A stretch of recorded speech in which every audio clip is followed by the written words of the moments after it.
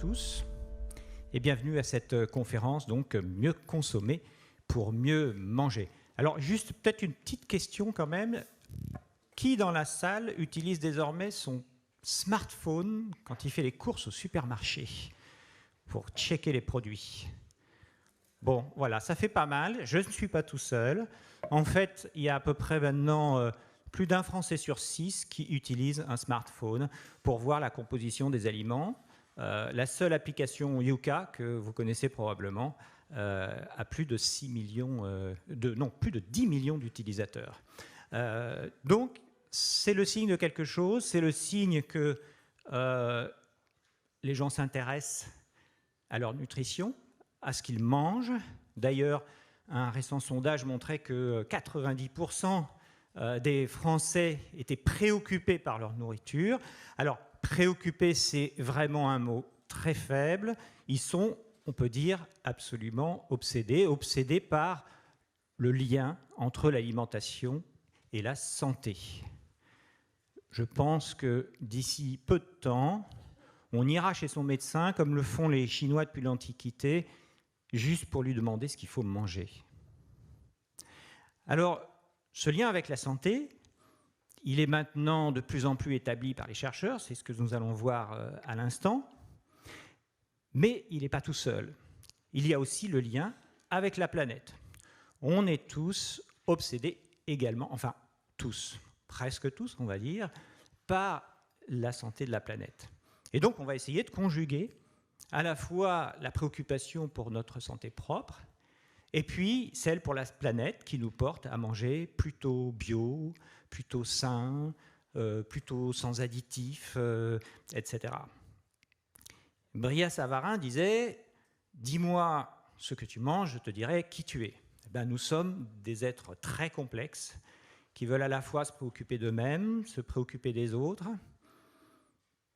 Et l'enjeu, ce dont nous allons discuter à l'instant, c'est évidemment de réconcilier tout ça. Et puis, déjà, c'est pas si simple, mais patatras, un beau jour de janvier 2018, Intermarché fait une promotion sur ses pots de Nutella, 950 grammes, 1,50 €, 70% moins cher, et c'est l'émeute. Alors, on ne peut pas dire que le pot de Nutella, ça soit vraiment le top en matière de nutrition, ni le top en matière de protection de l'environnement, mais voilà, les gens aiment ça, et quand on baisse le prix, ils se précipitent. Il y a donc aussi un enjeu à la fois de plaisir et de pouvoir d'achat. Et c'est cet environnement extrêmement complexe que nous allons essayer maintenant de détailler avec nos invités. Alors, juste à côté de moi, Mathilde Touvier, vous êtes chercheuse à l'INSERM. À ses côtés, Stéphane Gigandet, le fondateur de l'application Open Food Facts, qui est un peu d'ailleurs la maman de Yuka, puisque c'est une forme de Wikipédia de la nutrition. Et puis, à ses côtés, Anthony Fardet, qui est également chercheur en prévention par la nutrition et qui travaille aussi à l'INRA. Et puis, tout au bout, Dominique Schelcher, PDG de la chaîne de distribution Système U. Alors, Mathilde Touvier, je vais commencer par vous. Vous dirigez l'équipe de recherche en épidémiologie nutritionnelle à l'INSERM. C'est donc le cœur un petit peu de toute la réflexion, en tout cas sur le lien entre santé, en France, sur le lien entre santé et nutrition. Et vous pilotez notamment un programme national qui s'appelle Nutrinet Santé. Alors vous allez nous expliquer un peu ce que c'est et pourquoi ça vous concerne tous absolument. Et vous avez récemment aussi publié un article sur les liens entre l'alimentation ultra-transformée et les maladies cardiovasculaires. Alors, un récent sondage a indiqué que 70% des Français pensent que la qualité des produits alimentaires s'est détériorée ces dernières années. Je suis sûr que si on faisait un petit sondage dans cette salle, beaucoup de gens penseraient également ça. Alors, dites-nous, est-ce que c'est vrai ? Est-ce que ce qu'on mange s'est dégradé par rapport à ce qu'on mangeait il y a 20 ans, 40 ans, 50 ans? Alors, bonjour à tous. Donc, la qualité nutritionnelle, on a un outil national qui permet de mesurer, de s'intéresser à ça. C'est Locali, qui est un outil géré à la fois par l'ANSES et par l'INRA, et qui a pour mission, là, depuis quelques années, de s'intéresser à la composition des aliments, qui soient notamment des aliments du commerce, des aliments industriels, pour mesurer notamment la diminution de sel ou l'augmentation, etc. Donc, si on regarde un petit peu plus loin que depuis la création de Locali, non, on ne peut pas avoir une vision aussi manichéenne que ça. C'est-à-dire qu'aujourd'hui, on a quand même accès à des aliments, en tout cas en France, qui sont microbiologiquement sains, qui sont accessibles au plus grand nombre, des aliments qui peuvent permettre de manger en suivant les recommandations. Simplement, par contre, effectivement, en matière de qualité, il y a des grandes évolutions au cours du siècle. D'après ce que montre Locali, là, depuis ces dernières années, ce n'est pas une vision toute noire ou toute blanche. C'est-à-dire que par exemple sur le sel, qui est un des enjeux majeurs, puisque un des paramètres qui joue le plus sur les maladies chroniques, il y a certains produits qui ont effectivement diminué leur teneur en sel. Et il y en a d'autres, au contraire, qui ont augmenté. Et quand on sait qu'au niveau des apports en sel dans la population, là, on a une augmentation dans les études nationales de consommation du pourcentage d'hommes qui prennent plus de 10 grammes par jour, quand l'OMS recommande 5 grammes. Voilà, c'est quelque chose sur lequel il faut se pencher. Et puis, bon, on en reparlera tout à l'heure aussi, depuis les années 80, ce qu'on voit de plus en plus fleurir, c'est des aliments qui contiennent des ingrédients, des additifs alimentaires, dont certains, on peut se poser la question de leur réelle utilité et de leur aspect plutôt cosmétique. Et ça, il y en a beaucoup plus qu'avant, des additifs alimentaires? Alors, il y en a beaucoup plus que avant les années 80, évidemment, puisque c'était des choses qui n'existaient pas. Et là, ces derniers temps, Locali, justement, va produire un rapport dans pas très longtemps pour voir l'évolution par rapport à il y a une dizaine d'années. Mais en tout cas, on se pose la question et on voit sur le marché fleurir des aliments de plus en plus sans additifs, d'autres au contraire qui remplacent le gras, le sucre par des édulcorants, des émulsifiants, etc. Donc c'est vraiment un marché en pleine mouvance. D'accord. Alors, et qu'en est-il du lien entre l'alimentation et la santé? Alors évidemment, depuis la nuit des temps, puisque même avant d'ailleurs, dans les temps très très anciens, la seule façon de soigner les gens, c'était finalement la nutrition, la gestion en tout cas d'aliments. Mais dans la période moderne, qu'en est-il du lien entre justement alimentation et santé? Est-ce que c'est quelque chose qui est finalement relativement récent, notamment au regard de ce que vous faites aujourd'hui? Est-ce que la science dans ce domaine-là a fait beaucoup de progrès aujourd'hui? Alors, donc déjà, effectivement, moi je suis ravie de cette table ronde parce que c'est vraiment le signe qu'on s'intéresse aujourd'hui aux questions de nutrition. Moi, quand j'ai commencé, je suis déjà pas bien vieille, mais quand j'ai commencé il y a une vingtaine d'années à travailler dans ce domaine, j'entendais encore dire c'est un truc de bonne femme, ce sur quoi vous travaillez. Alors, ce qui est déjà, j'aime pas l'expression ni pour les femmes ni pour la discipline, mais en tout cas, aujourd'hui, la vision a radicalement changé. Au niveau de la communauté scientifique, au niveau des pouvoirs publics. On le voit à cette table d'ailleurs, c'est pas hyper féminin quand même. Tout à fait. Et c'est vrai aussi également au niveau du public. Et ça vient de toutes les recherches qui ont été conduites en épidémiologie nutritionnelle. Donc le laboratoire par exemple que je pilote, on s'intéresse aux relations entre ce que mangent de grandes populations, donc plusieurs dizaines, plusieurs centaines de milliers de participants, et la santé, donc comme l'étude Nutrinet Santé par exemple. Et également d'autres collègues qui travaillent plus au niveau expérimental sur les mécanismes qui sous-tendent ces relations, etc. Et depuis du coup des décennies, on accumule des connaissances scientifiques qui nous ont permis aujourd'hui de savoir que la nutrition, c'est un des principaux facteurs de risque modifiables, c'est-à-dire sur lequel on peut agir pour modifier le risque de maladies chroniques, cancer, maladies cardiovasculaires, obésité, etc. On sait aujourd'hui qu'environ 1 décès sur 5 dans le monde est lié à une mauvaise alimentation. Alors évidemment avec des problématiques très différentes entre les différents pays, des problématiques de dénutrition dans certains pays et d'excès dans d'autres. Oui. Mais en tout cas, on a ces liens-là. Pour le cancer, par exemple, on sait qu'on pourrait éviter environ 40 à 50% des cancers par des facteurs de risque modifiables. Et dans le top 10 de ces facteurs, on a 5 facteurs qui sont liés à la nutrition. alimentation déséquilibrée, l'alcool, le surpoids, obésité, tout ce qui est le manque d'allaitement maternel, la sédentarité, etc. Donc on a vraiment aujourd'hui cette prise de conscience, ces connaissances accumulées qui ont permis d'élaborer des recommandations, et donc notamment Santé publique France, cette année en 2019, a élaboré un certain nombre de recommandations que vous retrouvez sur leur site internet, qui font le bilan de toutes ces connaissances qu'on a et qui les délivrent donc pour le public, qui nous ont permis aussi d'élaborer un système comme celui du Nutri-Score, j'imagine qu'on va reparler également. Vous allez en parler tout de suite même. Et qui permet aussi de mettre en place des applications pour guider le consommateur. Et tout ça, derrière, c'est parce qu'il y a eu cette science et cette avancée des connaissances en matière de lien nutrition-santé. Depuis à peu près une disons vingtaine d'années à peu près. Ça s'est accéléré depuis les 20 dernières années, effectivement. D'accord. Alors, le programme national, donc Nutrinet Santé, ça c'est vous qui êtes le chef d'orchestre de ce programme-là. Vous avez également participé, et c'est lié évidemment à l'élaboration de ce qu'on appelle le Nutri-Score. Alors, je ne sais pas si vous connaissez le Nutri-Score, mais vous allez bientôt le connaître parce qu'il y en a sur de plus en plus de produits. Je crois qu'il y a 116 entreprises maintenant qui ont adopté le Nutri-Score, dont des très grandes entreprises comme Danone ou Nestlé. Et donc 180 maintenant. 180, alors là, vous voyez, donc mes notes étaient extrêmes. Pourtant, là, elles ne sont pas très vieilles, donc effectivement, ça va très très vite. Et donc directement sur le paquet, c'est un peu à l'image de ce qu'on fait sur les économies d'énergie pour quand on achète un frigo ou un lave-vaisselle. C'est la même chose, de A à D, et puis il y a une petite note de A à D. Racontez-nous un petit peu à la fois juste mais très rapidement, la genèse de cette affaire, et puis où est-ce qu'on en est aujourd'hui ? Oui, l'idée du Nutri-Score est très simple.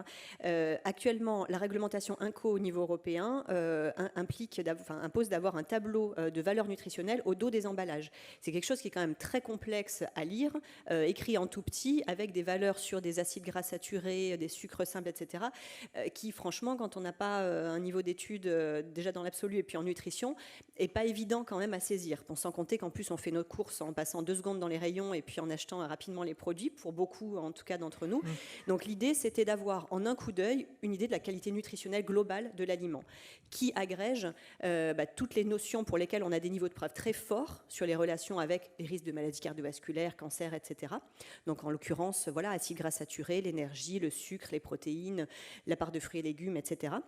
Et donc, on a compilé ça dans un score qu'on a validé, c'est-à-dire qu'on a mesuré l'adéquation à ce score et on a mis ça en relation avec le risque de différentes maladies chroniques, à la fois dans des cohortes en France, en Europe. Et puis, on a, ce qui sous-tend ce score, on s'en est servi pour élaborer ce système à 5 couleurs. Donc, A, B, C, D, E, ou 5 lettres, 5 couleurs. Et qui permet... J'avais oublié le E tout à l'heure. Oui. Oui, ça va jusqu'au E. Le Nutella dont vous parliez tout à l'heure, en l'occurrence. Et donc, l'idée de ce système très, très simple, c'est que si tous les industriels jouent le jeu et la posent sur les produits, tout le monde pourra choisir en connaissance de cause d'un point de vue qualité nutritionnelle. Donc évidemment, l'idée, c'est pas quand on veut faire un apéritif, on sait bien que manger des chips, c'est moins bien que les tomates cerises. Le saucisson, il n'y a pas de scoop là-dessus, c'est pas là-dessus que ça sert. Mais par contre, si vous voulez manger des chips, dans le rayon des chips, il y a un Nutri-Score qui va de B à E. Et franchement, sans passer 1 heure dans le rayon à tout décrypter, on le voit pas. Et donc le Nutri-Score, ça sert à ça. C'est absolument parfait. Alors on va en reparler, et puis notamment du réseau national Nutrinet Santé, qui vous permet finalement d'établir ce Nutri-Score, c'est presque, si je comprends bien. Ça sert à beaucoup de choses. En fait, Nutrinet Santé, c'est vraiment une grande étude, une étude de cohorte. Vous voulez qu'on en parle peut-être dans la partie perspective? On développera un peu tout à l'heure, mais c'était juste pour faire le lien effectivement avec le Nutri-Score, qui a derrière des études sur des centaines de milliers de consommateurs. Voilà, on enregistre depuis là maintenant une dizaine d'années les consommations alimentaires de volontaires, donc sur Internet. Et donc là, vraiment, j'appelle toute personne qui souhaiterait rejoindre l'aventure à s'inscrire sur le site Internet. Donc, ça c'est facile, j'ai regardé ça ce matin. études-nutrinet-santé.fr.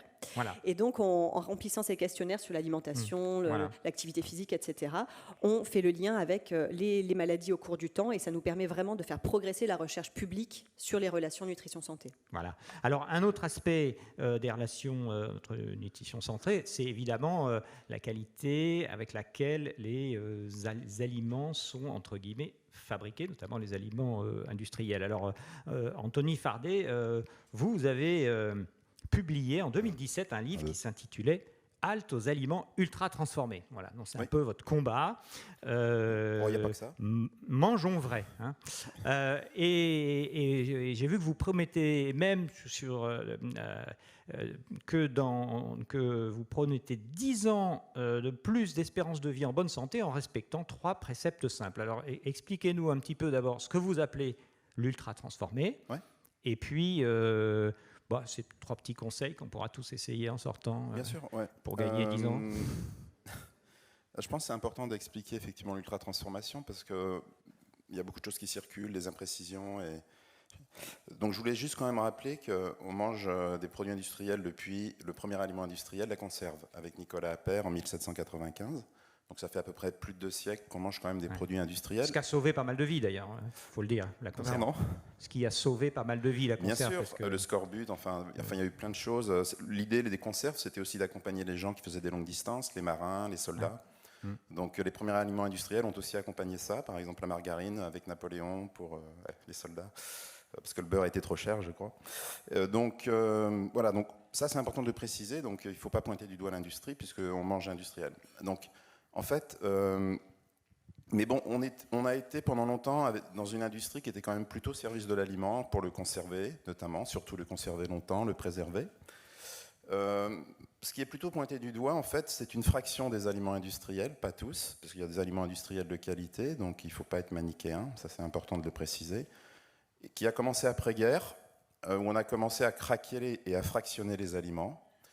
Un des premiers aliments qu'on a fractionné, c'est le maïs, parce qu'il y avait des excédents de maïs aux USA, et les USA voulaient être autonomes vis-à-vis du sucre et de la canne à sucre, notamment à Cuba.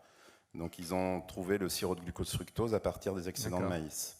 Donc on a commencé un peu à fractionner, moi ce que j'appelle craquer les aliments ou les déconstruire. Et puis ça on récupère finalement toutes les molécules qui sont oui, dedans. C'est-à-dire on déconstruit la matrice de l'aliment. Et donc en fait, on est arrivé à un point culminant dans les années 80. Alors ce sera un peu compliqué d'expliquer pourquoi les années 80. On manque encore un peu de données, mais on a atteint un point culminant, donc avec une arrivée massive de ces aliments. Et donc, on a vécu une transition nutritionnelle qui a souvent été sous-estimée, je pense, et dont on a très peu parlé dans les années 80. C'est ce que j'appelle le passage des aliments normalement transformés par l'industrie aux ultra-transformés. Ce que j'ai appelé, moi, le passage des vrais aux faux aliments ou les fake foods, c'est-à-dire une artificialisation croissante de l'aliment. Donc, c'est quoi l'aliment ultra-transformé ? En fait, c'est on passe à des aliments artificiels. Un député parlait même de chimie comestible. En quoi ils sont artificiels ? Eh bien, si vous voulez, on fractionne des aliments de base sur la planète, on les craque, on isole les ingrédients, et on arrive au fait qu'il est plus rentable de vendre les parties séparées de l'aliment que l'aliment de départ.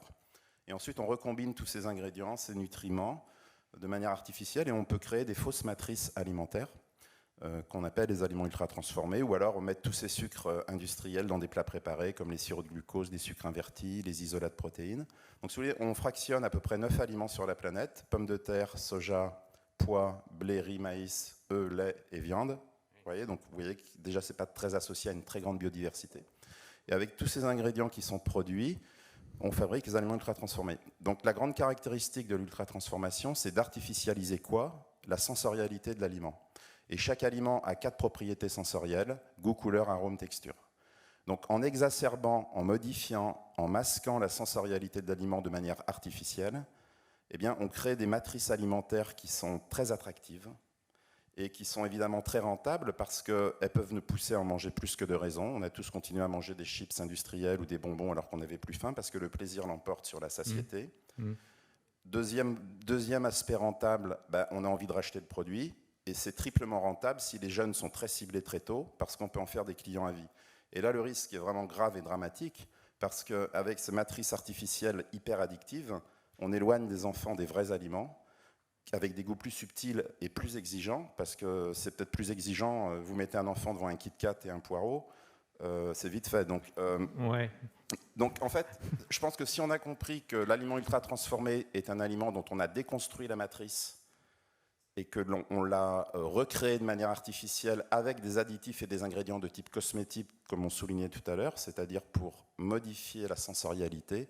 Parce que, en fait, remarquez bien, quand vous achetez un produit, certes, l'aspect santé compte, mais s'il ne répond pas à une bonne sensorialité, c'est-à-dire goût, couleur, arôme, texture, vous risquez de ne pas l'acheter. Donc, il faut non seulement qu'il soit bon pour la santé, mais appétant. Mais le problème, c'est qu'on exacerbe artificiellement cela. Et donc, on habitue les gens à des goûts, des couleurs, des arômes et des textures qui ne sont pas réels. Par exemple, on fait des couleurs très vives, des goûts sucrés qui sont calculés pour être à l'optimum, en fait, pour que vous rachetiez derrière. Des textures aussi. Par exemple, on dit souvent que les enfants mangent de plus en plus mou.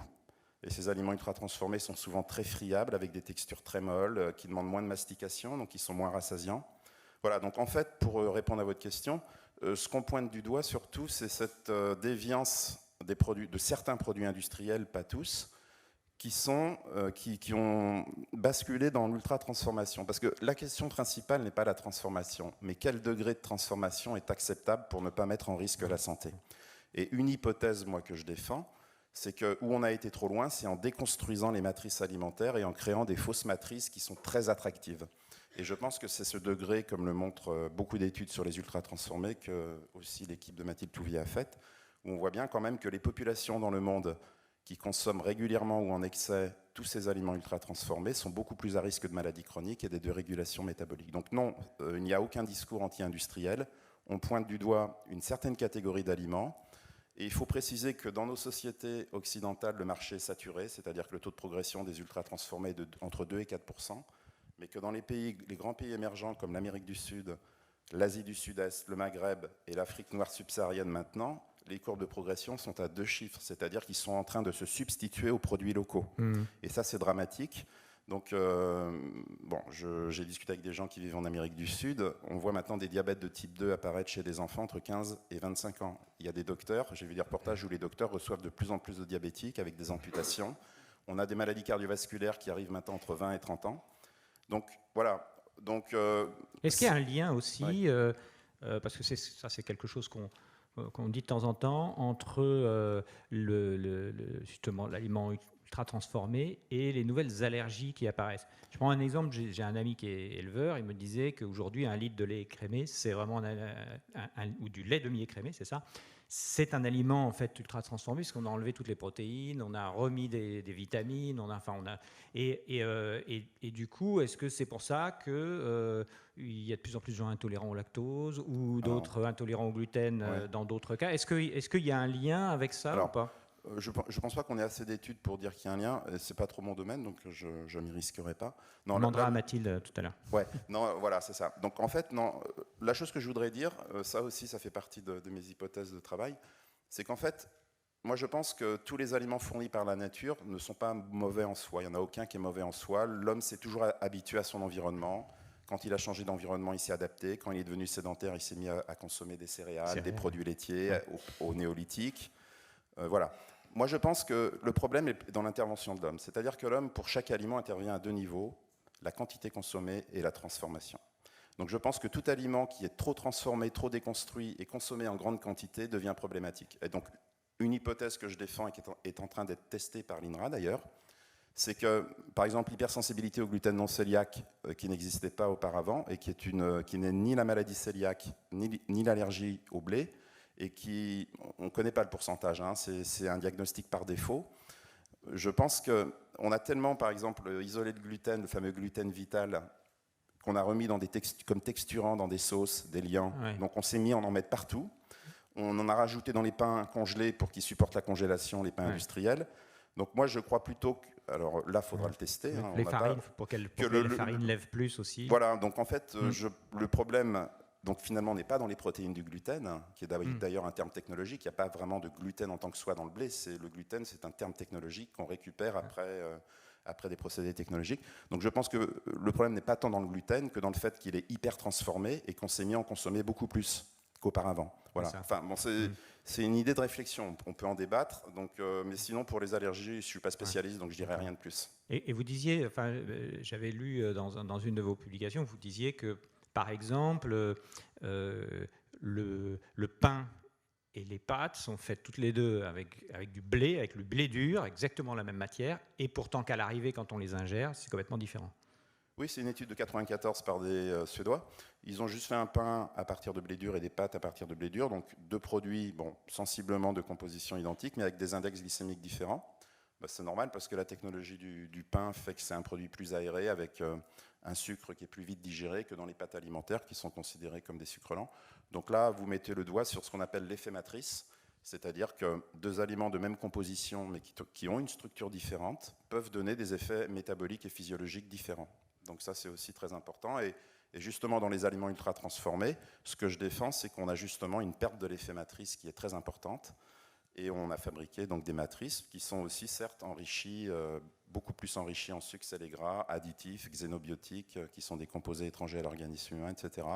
Des produits peu rassasiants et qui, de manière statistique, il y a des exceptions, ont tendance à être plus hyperglycémiants, c'est-à-dire à élever l'insuline.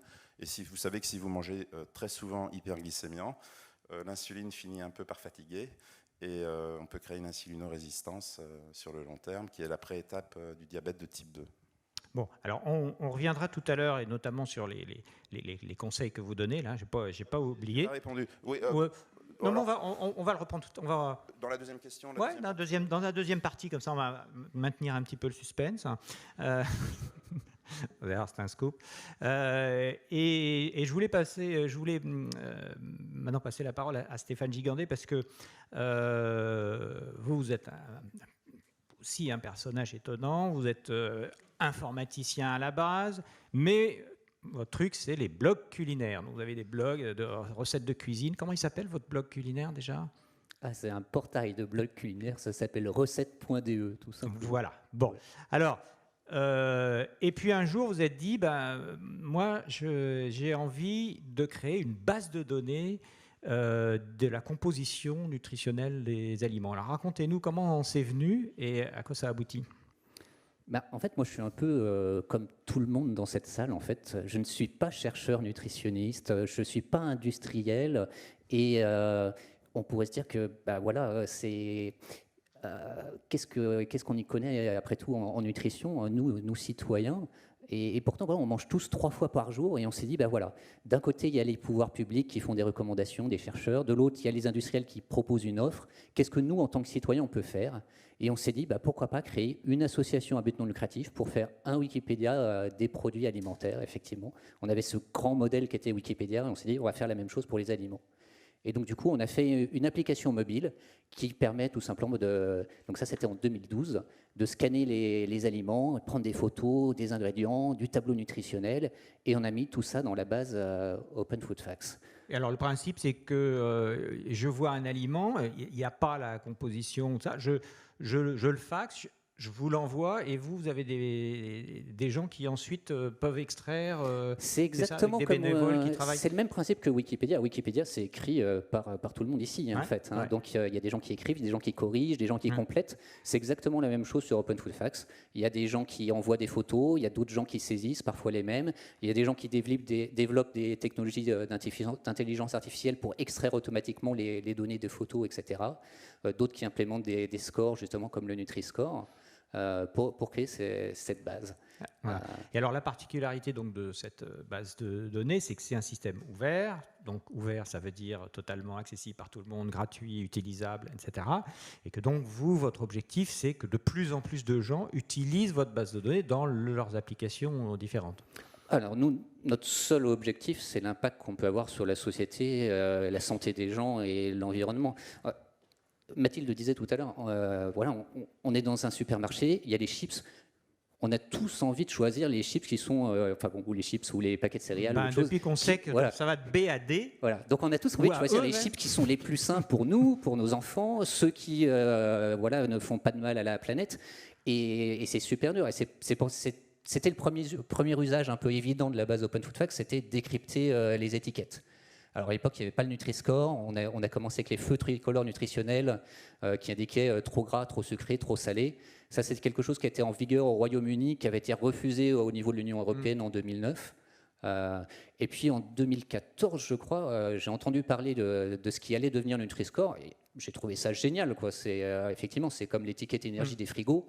On ne va pas acheter un frigo noté C si à côté il y a un frigo noté A qui est à peine plus cher.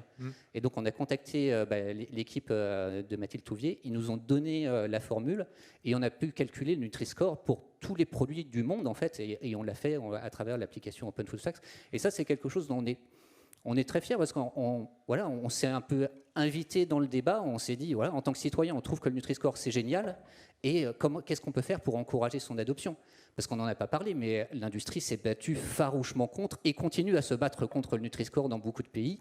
Voilà, c'est pas quelque chose qu'ils ont mis. On n'a pas précisé, mais le Nutri-Score n'est pas obligatoire et ne peut pas être obligatoire, hein, c'est ça? Oui, peut-être un petit mot. En fait, le Nutri-Score en Europe ne peut pas être obligatoire à cause du règlement européen INCO, qui fait que même si un État membre veut l'apposer, et donc la France, les pouvoirs publics l'ont reconnu comme étant le système officiel, validé scientifiquement, etc., c'est le cas maintenant aussi en Espagne, en Belgique, en Allemagne, mais pour autant, on ne peut pas le rendre obligatoire tant que la réglementation ne sera pas modifiée au niveau européen. Donc il y a une initiative citoyenne en ce moment où vous pouvez aller signer une pétition sur le site de la Commission européenne. C'est une pétition tout à fait officielle. Et si on arrive à avoir 1 million de signatures au niveau européen, donc c'est quand même contraignant, ça contraindra l'Europe à changer cette réglementation. Donc c'est quand même vraiment quelque chose. On a le pouvoir en tant que consommateur, en tant que citoyen à ce niveau-là. Voilà, il faut le faire. Donc c'est pro Nutri-Score. Il faut aller signer cette pétition. Bon. Pendant que vous y êtes, notez sur votre calepin ou votre téléphone Nutrinet Santé. Il faut absolument s'inscrire à Nutrinet Santé parce que c'est grâce à ça qu'on va pouvoir avoir plus de connaissances sur l'impact de l'alimentation sur la santé. Votre appli s'appelle? Alors mon appli, elle s'appelle Open Food Facts, comme la base. Donc on a créé une application qui permet d'avoir le Nutri-Score, qui permet d'avoir aussi le score Nova, justement qui mesure le degré de transformation des aliments. Et on met tout ça dans et on scanne les produits. Alors, expliquez-nous, parce qu'évidemment, vous avez combien d'utilisateurs de votre application à peu près, Alors, on a à peu près 1 million d'utilisateurs actifs par mois. Alors, c'est moins que les maintenant 13 millions. Ils ont annoncé 13 millions. Ils ont annoncé 13 millions. Alors, moi, utilisateurs de Yuka. J'ai des chiffres vraiment trop vieux, mais oui, alors expliquez-nous un petit peu la différence avec Yuka, qu'évidemment tout le monde connaît probablement dans cette salle, et parce que ça a démarré finalement à partir de votre base de données. Mais en fait, il y a une différence d'approche, et puis après, il y a des choix qui en découlent. Nous, ce qu'on fait, on est une association 1901 à but non lucratif, et donc justement, toute cette base, en fait, on l'a construit grâce à vous tous et on la redonne à tout le monde pour qu'elle puisse être utilisée dans le maximum d'applications pour que ça ait le plus d'impact. Donc toutes les applications que vous utilisez aujourd'hui, elles ont été créées grâce à cette base Open Food Facts, que ce soit Yuka ou d'autres. Alors, malheureusement, Yuka a décidé de ne plus utiliser la base Open Food Facts et de refaire une base de données privées.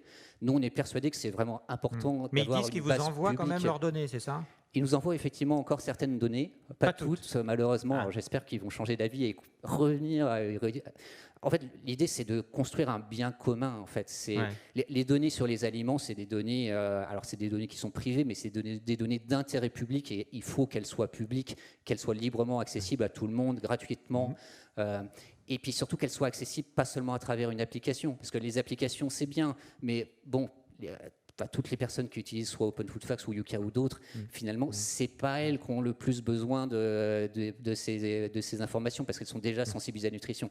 L'enjeu, c'est de toucher les 50 millions de Français qui n'utilisent aucune de ces applications. Et c'est pour ça que le Nutri-Score est si important. En fait, nous, pourquoi on a choisi d'afficher le Nutri-Score dans Open Food Facts et pas de faire notre propre score? C'est parce qu'on a envie que le Nutri-Score soit adopté par tout le monde et qu'il soit adopté sur les produits de Système U et partout. C'est ça qui est important. On va d'ailleurs en parler à l'instant à propos de Système U. Mathilde, vous vouliez juste ajouter un petit quelque chose? Oui, sur les applications, un point très important, parce que outre le fait que oui, il y a cette notion de public en toute transparence accessible à tous, il y a aussi la question de la fiabilité des informations. Et le problème actuellement de l'application Yuka, c'est que, bon, peut-être pour vouloir bien faire, et effectivement, on poursuit sûrement un objectif commun, ils vont agréger des informations pour lesquelles on a un très fort niveau de preuve scientifique, donc sur la qualité nutritionnelle, le Nutri-Score, mais avec des informations pour lesquelles, là, pour le coup, alors on ne dit pas qu'il n'y a pas forcément de problème ou de question, mais là, on n'en est pas du tout là. Sur les additifs alimentaires... Et ce sont les additifs, oui, parce qu'en fait, c'est une grosse partie de la notation, je crois que c'est 30%, quelque chose comme ça.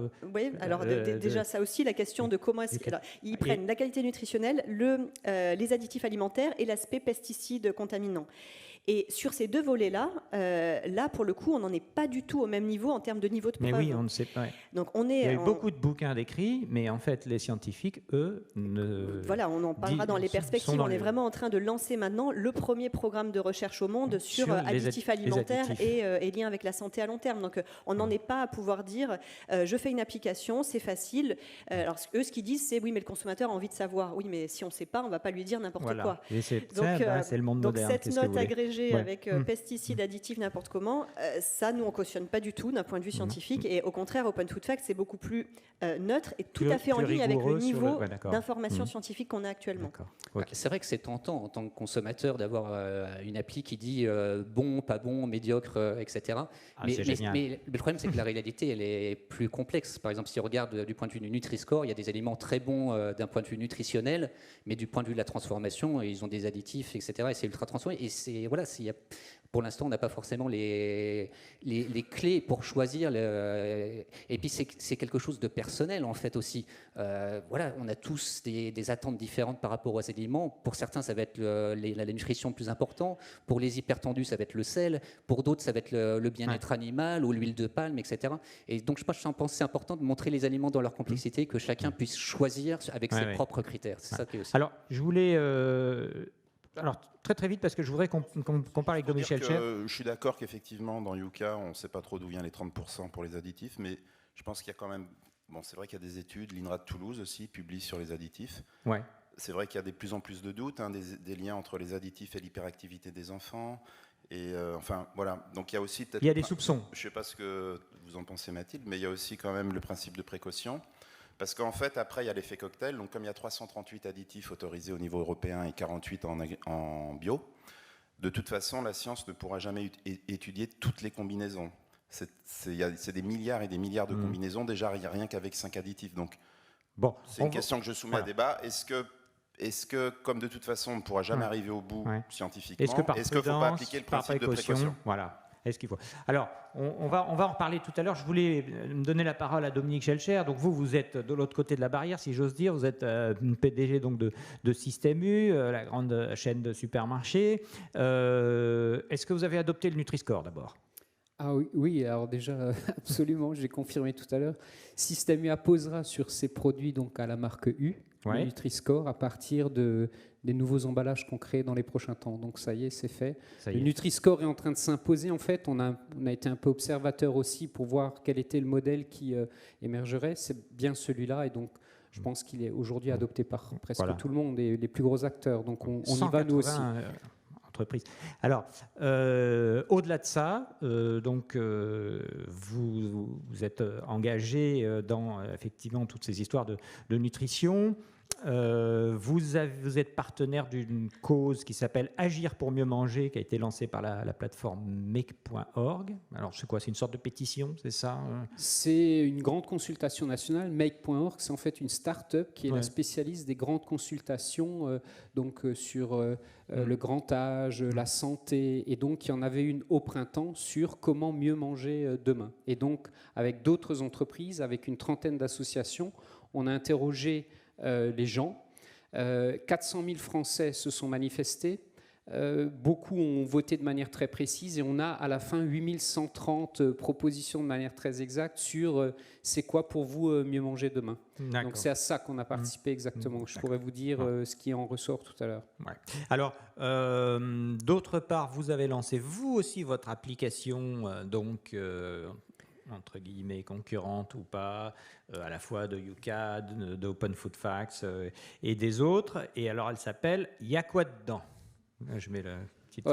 Alors, mais avant d'expliquer c'est quoi Y'a quoi dedans, je voudrais dire pourquoi on en est arrivé là. Ouais. En fait, moi, je suis un observateur sur le carrelage de ce qui se passe avec la connaissance qu'ont les gens finalement qui vient d'être décrite. En fait, pendant 40 ans, on a développé en France un modèle de grande consommation poussé par les acteurs de la grande distribution qui aujourd'hui est en train de prendre fin et puis on est en train de tourner une page. Et on tourne cette page, je dirais, depuis un peu qu'Open Food Facts, dans les années 2012, a commencé à sortir des infos, que les gens, les consommateurs se sont appropriés ces infos. Et on commençait effectivement à nous interroger, à venir différemment dans les magasins, à nous interroger. On a commencé à voir les gens sortir leur téléphone pour scanner un Gencode et puis avoir les infos sur les produits, à nous interpeller en magasin toujours davantage. On a compris que le lien entre ce qu'on mangeait et la santé était là maintenant au quotidien, et ça s'est traduit dans les comportements. Donc il y a quand même quelques chiffres qu'il faut avoir en tête et qui traduisent la fin de ce modèle et l'ouverture, le début d'un autre modèle. Aujourd'hui, les Français fréquentent en un mois 7,8 points pour se fournir en alimentation. 7,8 points, c'est un record en un mois. Ça veut dire quoi? Ça veut dire qu'ils vont dans un supermarché, un magasin bio, ils reçoivent un panier AMAP de fruits et légumes, ils vont chez un boucher ou alors chez l'éleveur même qui coupe la viande. Et quand on les interroge... Ça, c'est beaucoup plus qu'avant. C'est beaucoup plus qu'avant. Parce qu'avant, le modèle supermarché hyper était dominant. Il n'est plus dominant exactement depuis 2017 dans les chiffres d'affaires, exactement. Donc c'est un vrai bouleversement. Et quand on interroge les gens de savoir, mais pourquoi allez-vous dans 7,8 magasins différents alors ce serait tellement plus simple d'aller dans un seul, ils répondent parce que je ne trouve plus la qualité que je recherche au même endroit. Et donc pour nous c'est une vraie problématique et donc on cherche à répondre à ça. Ça c'est un premier critère qui fait que les choses changent. Un deuxième élément qu'on voit, la consommation des produits justement de grande consommation, la grande consommation est en recul. Pour la première fois, en 2018, c'était net et ça se confirme cette année. Ça veut dire quoi? Ça veut dire que les produits de grandes marques internationales... Dans l'alimentation uniquement? Dans l'alimentation, je parle bien dans l'alimentation, qui ne racontent plus d'histoire particulière, qui ne racontent pas que les ingrédients viennent de là, qui sont hyper standardisés, qui n'ont pas fait d'efforts sur la qualité de la recette, ces produits-là sont en recul. Et qu'est-ce qui, d'un autre côté, progresse? Et là, il y a un dernier chiffre peut-être que je citerai. Où est la confiance? Quand on dit j'ai plus confiance, mais alors elle est où la confiance aujourd'hui? Eh bien, les études disent une chose très simple, on a confiance dans les produits locaux à 82%, quand on a confiance qu'à 37% aux produits des grandes marques. Et donc ce chiffre dit tout. Donc nous on accompagne ce mouvement et on l'a accompagné en créant, il y a quoi dedans, une appli. Notre idée n'était pas du tout de concurrencer l'appli leader du marché, c'était pas ça le but. Le but c'était d'apporter notre pierre à l'édifice. C'est exactement le même discours que Stéphane. Il a lancé Open Food Facts pour apporter la connaissance et que cette base serve. On se sert d'Open Food Facts pour faire il y a quoi dedans.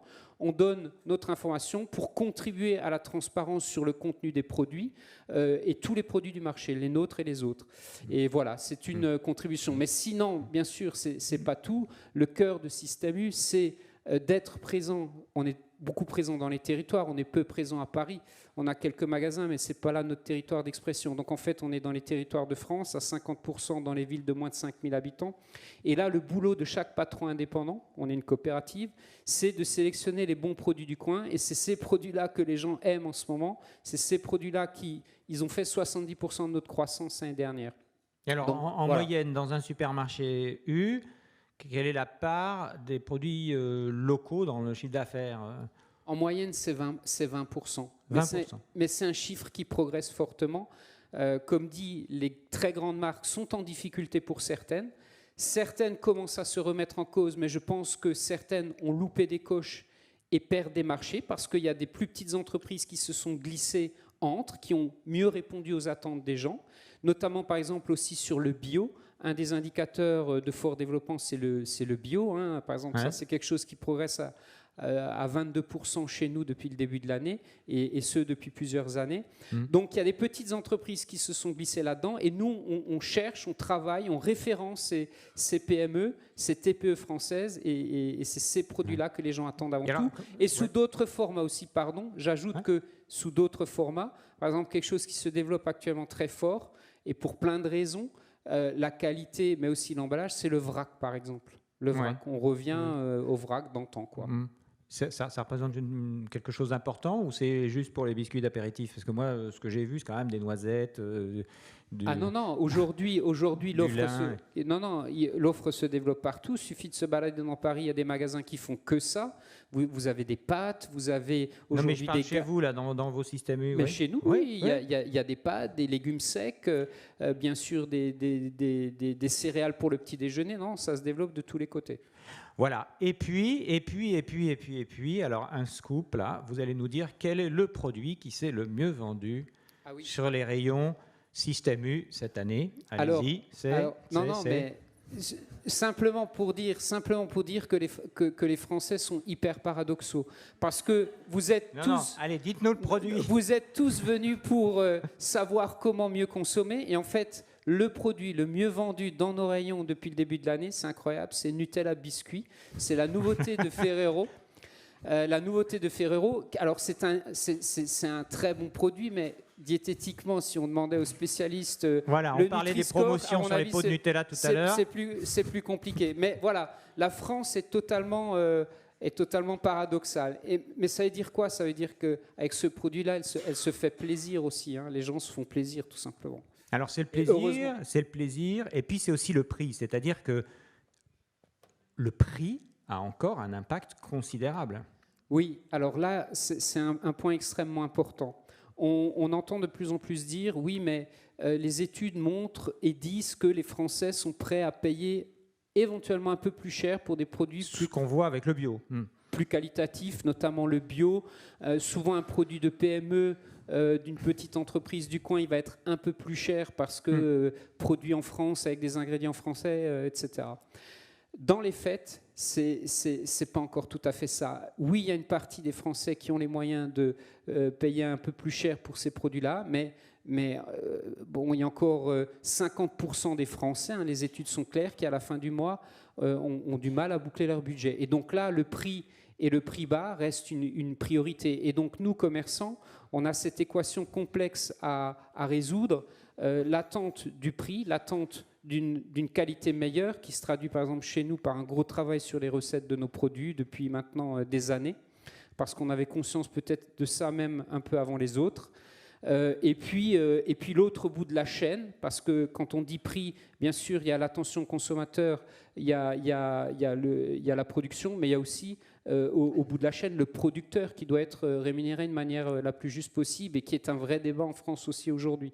Et là aussi, on essaye d'apporter notre pierre à l'édifice avec ce qu'on appelle des contrats tripartites pour saluer ça. Mais il y a derrière ce débat-là de oui, est-ce que manger mieux coûte un peu plus cher? La réalité, c'est que tout le monde ne peut pas se payer ça. Mais il y a d'autres réponses aussi, je voudrais dire. Moi, ce qui me frappe souvent, j'adore observer, donc je suis à la tête d'une coopérative et donc moi-même propriétaire d'un magasin. J'adore observer le comportement des clients et de voir ce qu'ils mettent dans le caddie. Les gens qui n'ont pas forcément le plus grand pouvoir d'achat, mais ce sont souvent eux qui achètent le plus de produits transformés, alors que si ils achetaient des produits bruts, une côtelette, des haricots cuisinés eux-mêmes, ça leur coûterait bien moins cher.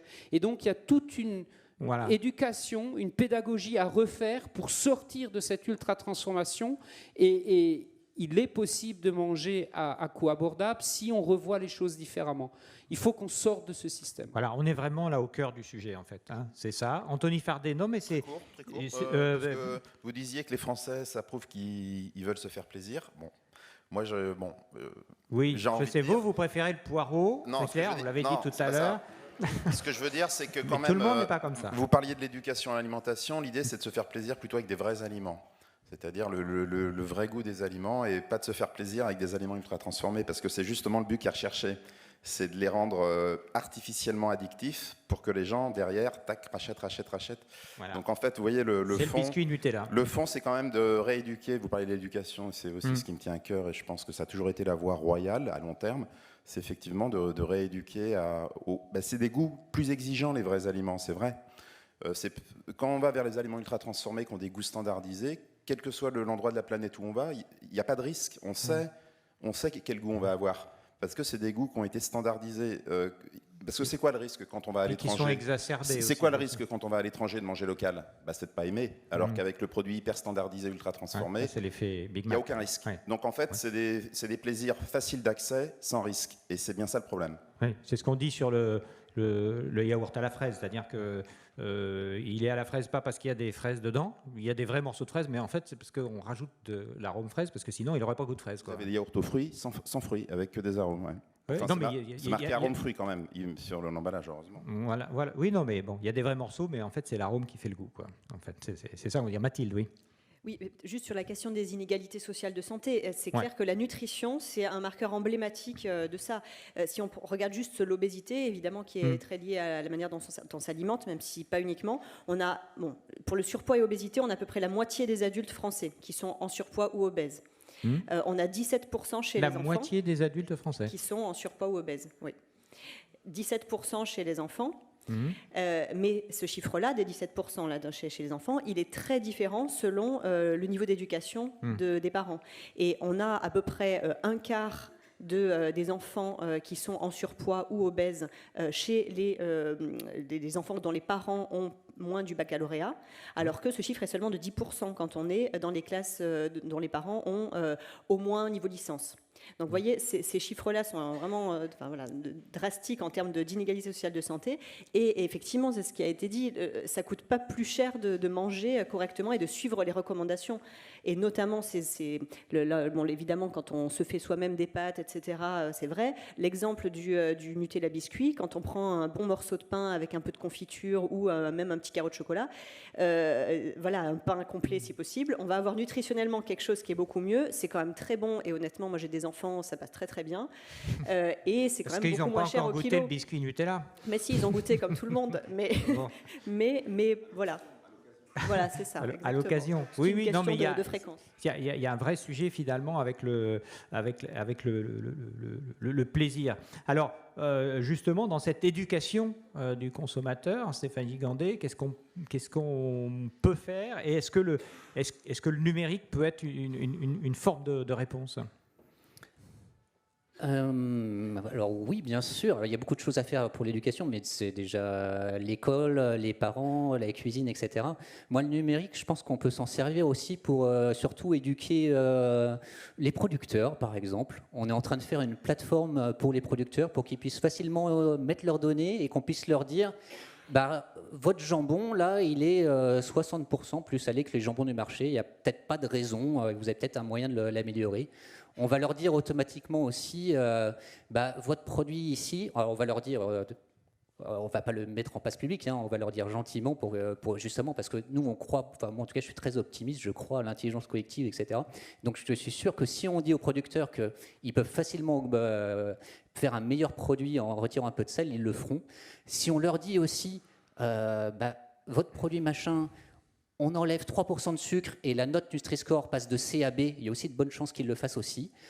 Et donc voilà, c'est aussi à ça que ça va servir, cette grosse base de données sur les produits alimentaires, c'est de trouver toutes les opportunités faciles d'amélioration pour que l'offre alimentaire devienne de meilleure qualité.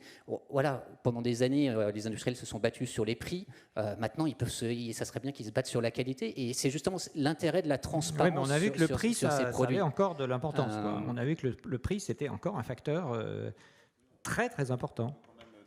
C'est une étude américaine qui a été faite il n'y a pas longtemps. Ils ont montré effectivement, en classant les aliments selon la classification brésilienne du degré de transformation, que quand même les ultra-transformés étaient 30% moins chers que les aliments peu pas transformés ou normalement transformés. 30% plus cher ou moins cher? Moins cher. Moins cher. Donc ce sont quand même des calories bon marché qui sont souvent accessibles aux plus pauvres, et on sait que les risques d'obésité et de diabète de type 2 sont plus élevés chez les classes les plus défavorisées, parce que leur première préoccupation, c'est d'abord d'apporter des calories, pas forcément l'aspect santé. Et du gras notamment.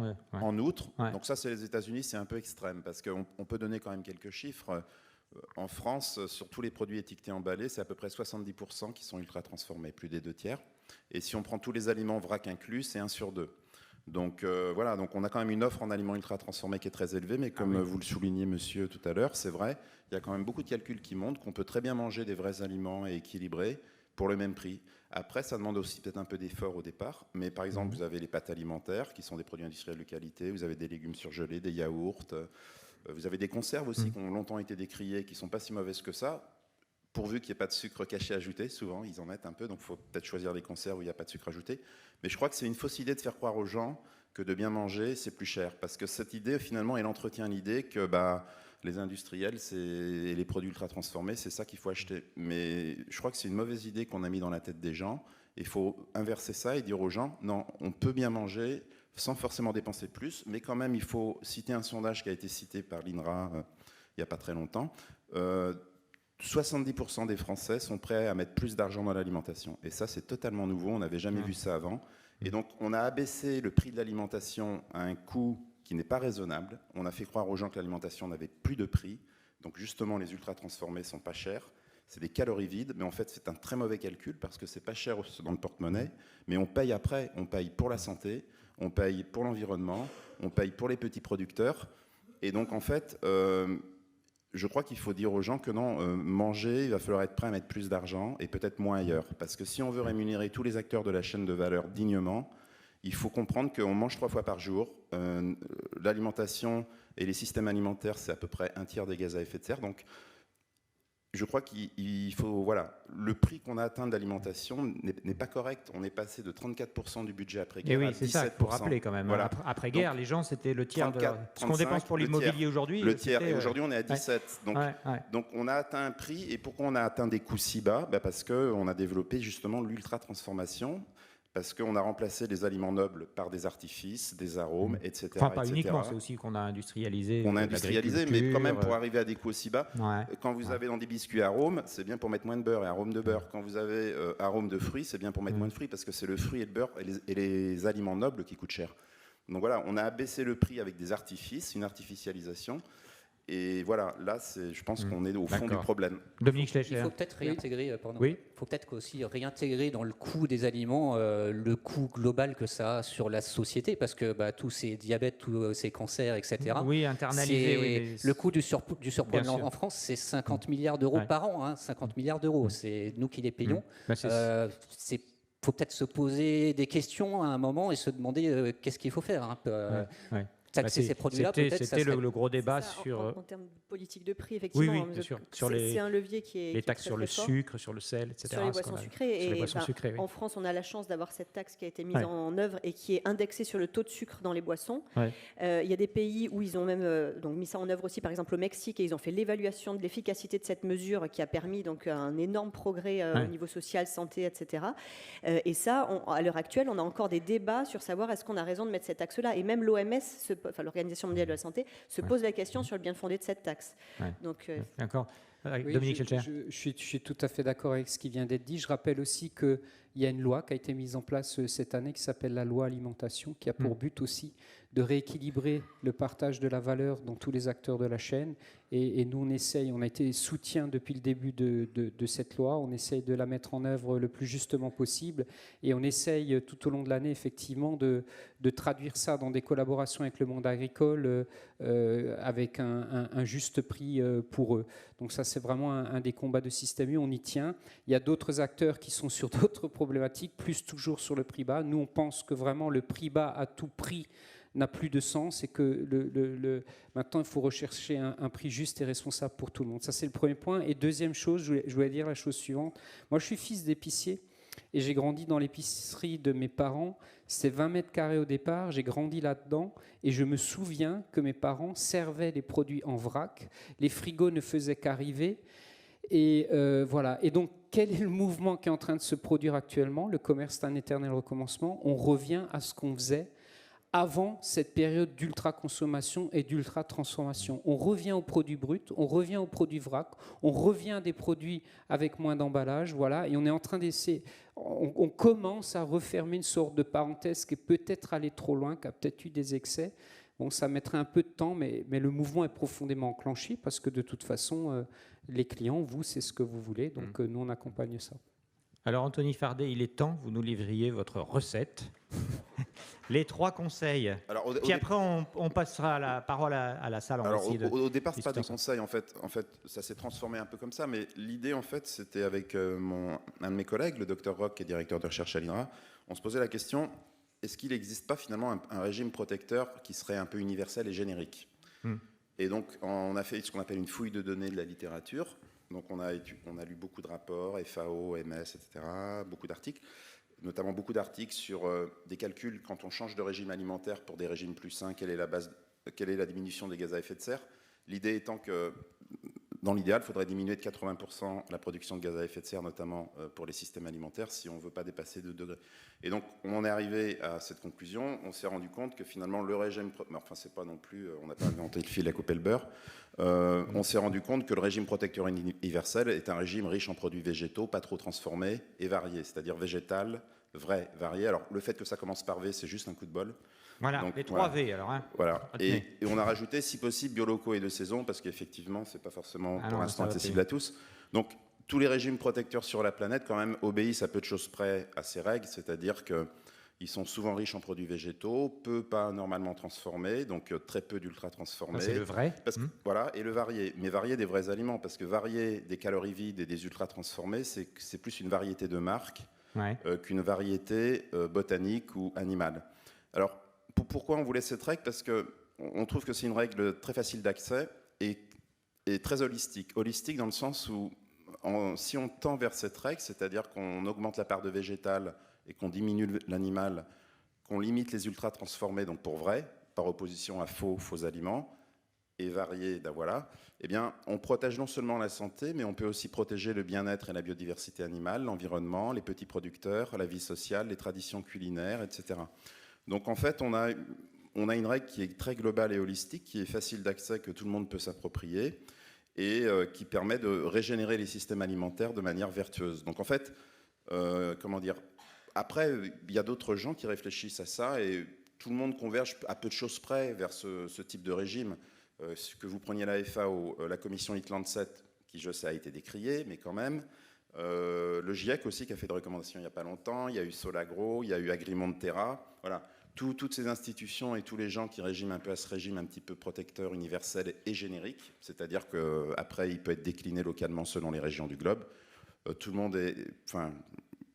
est d'accord pour dire qu'il faut manger principalement végétal, non ultra transformé, varié, et quand on le peut, bio-local et de saison. Voilà. Donc c'est plus un résultat d'observation d'une fouille de données qui effectivement, après la recommandation, c'est à l'ANSES de décider et aux autorités compétentes. Bon, végétal, vrai, varié, puis alors bio-local. Vous êtes d'accord, Mathilde, pardon. Oui.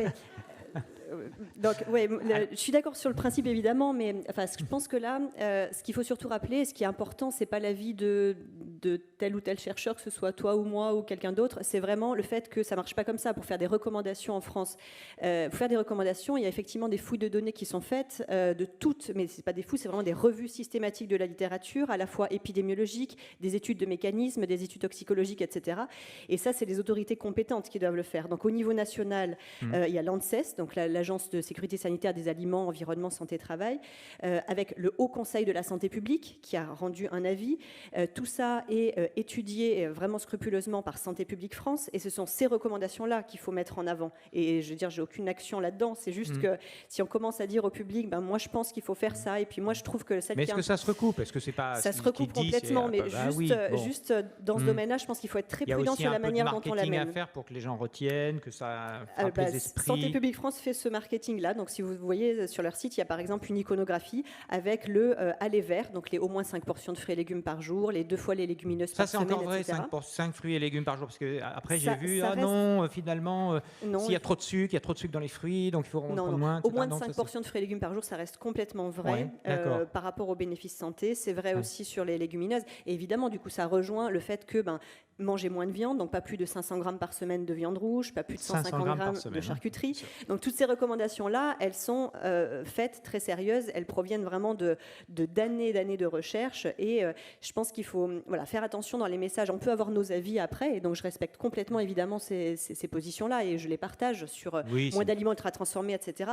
Mais il faut vraiment faire attention sur qui émet les recommandations, parce qu'on voit énormément dans ce domaine-là d'idées circuler sur Internet, sur des blogs, etc. Et la fiabilité de l'information et la légitimité. Et les autorités, elles ont pris position sur l'affaire des ultra-transformés ou pas? Oui, donc Santé publique France, pour la première fois cette année, a introduit dans ses recommandations le fait de privilégier les aliments pas ou peu transformés et de limiter les ultra-transformés. D'accord. Donc ça, c'est une nouveauté de cette année 2019. D'accord. Alors on va commencer un peu le débat avec la salle, parce que vous êtes finalement tous concernés et puis vous avez des choses très intelligentes à dire sur tous ces sujets-là. Donc on va passer le micro. Tiens, je vois monsieur lève la main là. Allez-y et puis merci, bonjour. N'hésitez pas. Bonjour. J'ai une question parce qu'on entend très souvent l'argument quand on parle justement des problèmes de nutrition, d'alimentation, l'argument de l'éducation. Ouais. Et il s'avère qu'on est la première génération à ne plus manger du tout comme mangeaient nos grands-parents et à avoir complètement perdu ce qui préservait encore la France, c'était cette tradition du manger ensemble, du manger tous à la même heure et du manger tous la même chose, ce qui induisait la variété, parce que quand c'est une personne qui cuisine pour le reste de la famille, on est obligé de varier son alimentation. Aujourd'hui, c'est plus du tout comme ça, les menus, les heures, c'est déstructuré, les repas sont déstructurés, chacun mange ce qu'il veut, et donc chacun mange des choses qui sont déjà préparées. Est-ce que le combat n'est pas perdu et est-ce que des choses comme le Nutri-Score n'est pas déjà à admettre, puisque c'est un élément qui va sur les produits manufacturés, qu'en fait il n'y a plus cette culture française qui nous protégeait, d'où l'augmentation de l'obésité, l'augmentation de problèmes nutritionnels et de problèmes de maladies de société. Est-ce que finalement le combat n'est pas perdu et est-ce que le Nutri-Score, ce n'est pas un pansement sur une jambe de bois? Alors, le combat est-il perdu? Et puis, cette sociologie aussi du repas dont on parle beaucoup, qui était même, je crois, qui est même reconnu comme on dit, un trésor de l'UNESCO, enfin, fait partie des... Sauf erreur, la France est toujours le pays où on passe le plus de temps à table. Oui, oui, ça encore, reste... Enfin, je vois dans ma famille, c'est comme ça. Bien que, bien sûr, ça a évolué, mais on y passe le plus de temps. Oui, Mathilde. C'est une très très bonne question et c'est évidemment quelque chose à prendre en compte et on n'a pas du tout encore totalement tout déstructuré et c'est pour ça qu'il y a vraiment de l'espoir. On est un des pays qui justement respecte encore le plus ces rythmes, c'est-à-dire s'asseoir ensemble à table, manger à midi le soir, enfin, midi le week-end le soir, etc. Et ça, évidemment, qu'il y a beaucoup d'exceptions et qu'il y a des courants qui ne vont pas dans le bon sens, mais c'est un des pays où on le respecte encore beaucoup. Sur le Nutri-Score, je suis d'accord avec vous, ça ne va pas tout résoudre, c'est une des mesures parmi toutes les mesures de santé publique qu'on peut mettre en œuvre. On a parlé des recommandations de l'éducation à la santé au niveau du public, dans les écoles, etc. L'éducation, les politiques de prix également. La cantine, finalement, c'est une agir autre sur façon l'offre alimentaire, ouais. Tout ça, c'est une politique globale. Le programme national nutrition santé, c'est pas seulement le Nutri-Score, évidemment. Et juste pour finir aussi sur le Nutri-Score, c'est pas seulement sur les aliments avec un emballage, les aliments industriels. Dans le nouveau programme national nutrition santé qui vient d'être délivré par le ministère de la Santé, il est question de l'apposer également, par exemple en restauration collective ou dans les étalages sur les produits en vrac. Donc c'est pas seulement les produits emballés. D'accord. Alors les questions. Le micro, où est-ce qu'il est le micro? Il y avait Oui, quelqu'un a le micro? Allez, ça circule. Voilà. Bonjour. Voilà. Et puis après, monsieur pardon. Allez-y. Bonjour, moi j'ai une question. On a beaucoup parlé de la relation entre nutrition et santé et du Nutri-Score. Comment est-ce que, et si ce n'est pas le cas, comment est-ce qu'on pourrait aussi intégrer les considérations environnementales, la provenance des produits dans cette réflexion-là? Parce que dire un kiwi, c'est A, certainement, mais d'où est-ce qu'il vient? Comment est-ce qu'il a été produit? La Nouvelle-Zélande, c'est loin. Exactement. Donc, voilà ma question. Voilà. Alors, oui, ça c'est pas mal. Oui, ouais. Allez-y, Dominique. Alors, je pense qu'on va arriver vers ça. Il y a une démarche en France aujourd'hui qui s'appelle la démarche Ferme France, que je vous invite à observer. Ils ont un site où ils expliquent leur travail qui est en train de monter en puissance parce que maintenant il y a plusieurs distributeurs qui les ont rejoints, des très grandes entreprises. Le but de Ferme France, c'est de donner une notation sociétale à chaque produit, c'est-à-dire d'aller au-delà du Nutri-Score qui est purement l'alimentation, de rajouter les dimensions sociales de l'entreprise elle-même, l'empreinte carbone, etc. Et donc c'est d'aboutir à une note sur 100. Et donc là, il y a les premiers tests qui sont en cours. Je sais que, par exemple, notre lait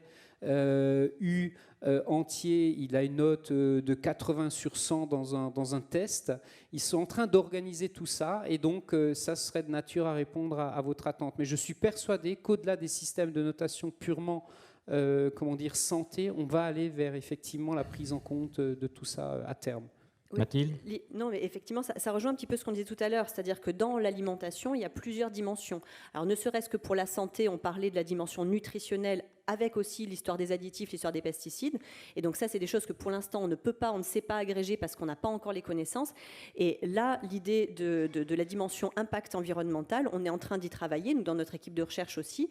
L'idée, c'est de ne pas agréger ça avec la nutrition, mais par contre, d'avoir les deux indicateurs. Parce que oui, effectivement, il n'y a pas que la qualité nutritionnelle qu'on prend en compte quand on va choisir un produit, et se soucier de l'impact de ce qu'on fait sur la planète, l'environnement, etc. Évidemment que c'est quelque chose, une dimension à prendre en compte également. Oui, en tant que consommateur, je pense qu'on partage tous ça. On a tous envie de savoir quel est l'impact de ce qu'on mange sur la planète.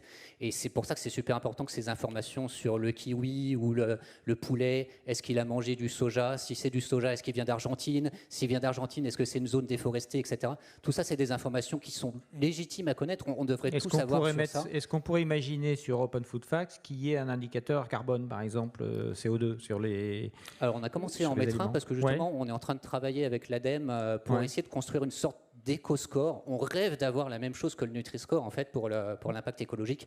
Alors c'est encore plus compliqué parce que l'analyse de cycle de vie des produits, etc. c'est hyper complexe. Mais on va commencer. On a commencé à le faire sur les plats préparés où on calcule l'empreinte carbone de la viande, du poisson, etc. Et on va essayer de le faire de plus en plus. Mais en tout cas, c'est vraiment quelque chose qu'il faut arriver à faire. Et on a vraiment besoin de transparence sur les produits. Moi, un truc qui m'embête sur les listes d'ingrédients, c'est qu'on n'a pas le pourcentage. On ne sait pas quel est le pourcentage exact de chaque ingrédient. On ne sait pas d'où ils viennent. Les crevettes, on ne sait pas si c'est des crevettes qui ont été pêchées à tel endroit, envoyées par camion au Maroc, décortiquées par des femmes au Maroc, envoyées à un autre endroit, préparées. Enfin, et ça, c'est des informations qui seraient légitimes à connaître pour les consommateurs. Je pense qu'on devrait tous les demander et les exiger. Peut-être Anthony, un petit point complémentaire pour répondre à votre question, parce que je travaille sur justement l'ultra-transformation, pas que ça, mais un peu, moyennement. En fait, les Brésiliens l'ont déjà évoqué, moi j'ai approfondi la question, on se rend compte quand même que les aliments ultra-transformés ne sont pas associés à une bonne durabilité des systèmes alimentaires. C'est-à-dire que plus la planète va se mettre à consommer massivement ces produits qui sont hyper standardisés, qui se substituent aux produits locaux, plus la dimension environnementale, bien-être, biodiversité animale, petits producteurs, parce que vont être mises à mal. Donc déjà, en limitant les aliments ultra-transformés, on sait qu'on peut régénérer les systèmes alimentaires dans toutes ces dimensions. Je vous prends un exemple. Ces produits hyper standardisés sont tellement peu chers qu'ils remplacent massivement la street food qui était à partir de produits locaux, comme dans des pays comme l'Inde. Et donc ça tue les petits producteurs parce que leur produit local est plus cher que le produit ultra transformé qui a fait je ne sais pas combien de fois le tour de la planète, parce qu'entre fractionner l'aliment, répandre les ingrédients, les recombiner, et donc ces petits producteurs finalement, j'ai vu un reportage en Afrique, c'est très clairement démontré, un producteur de lait qui a fermé la porte parce qu'on n'achetait plus son lait, mais on préférait le lait en poudre exporté d'Europe, et ils ferment boutique et ils vont alimenter les bidonvilles. Donc peut-être, si vous voulez un levier d'action, je pense qu'en limitant ces aliments, déjà, vous allez pouvoir avoir, par votre action locale, un impact global. Alors, le sujet doit être approfondi, mais là, je travaille beaucoup là-dessus. Et il n'y a pas trop photo. Quand vous commencez à dérouler la bobine de ces aliments, d'où viennent les ingrédients de monoculture intensive, les calories animales dans les aliments ultra transformés, c'est plutôt de l'intensif, nourri avec le soja qui déforeste l'Amazonie. Donc, quand vous commencez à décortiquer et à dérouler le fil d'Ariane, ça fait un peu froid dans le dos quand même. Voilà. Juste avant de passer la parole à monsieur, vous pouvez lui donner le micro. J'ai l'esprit d'escalier, mais sur la thèse de monsieur, comme quoi c'est foutu et on a déjà... il faut fermer. Il y a aujourd'hui quand même un mouvement global de retour sur l'alimentation. Les jeunes adorent faire la cuisine, c'est vrai, moi j'ai des enfants et je peux vous le dire. Bonne nouvelle, mesdames, les garçons adorent faire la cuisine. Et d'autre part, à la télévision, les émissions qui marchent le mieux, ce sont les émissions de cuisine. D'ailleurs, Mathilde en fait de temps en temps. Et donc, il y a... voilà, on n'est pas dans une trajectoire rectiligne et il y a peut-être quelque chose qui est en train de se passer sur le retour à des valeurs. Oui.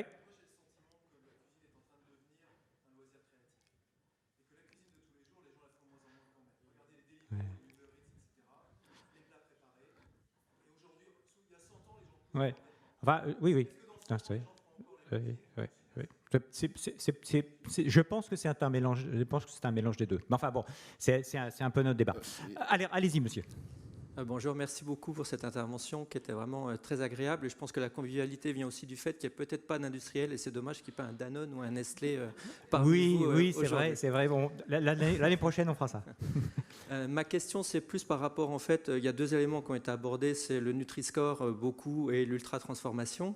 Et il y a une réponse que je n'ai pas eue malgré toute la pédagogie que vous avez donnée là, c'est quelle est la primauté aujourd'hui entre le Nutri-Score ou l'ultra-transformation, puisque moi, en tant que simple citoyen, aujourd'hui, ce que je constate, c'est que le Nutri-Score a pris de plus en plus de place et que malheureusement, le Nutri-Score, il a tendance plutôt, du côté des industriels, à dégrader la qualité des produits pour être nutritionnellement bon, parce qu'on rajoute beaucoup d'additifs à la place du vrai sucre, à la place du sel, à la place de beaucoup de choses.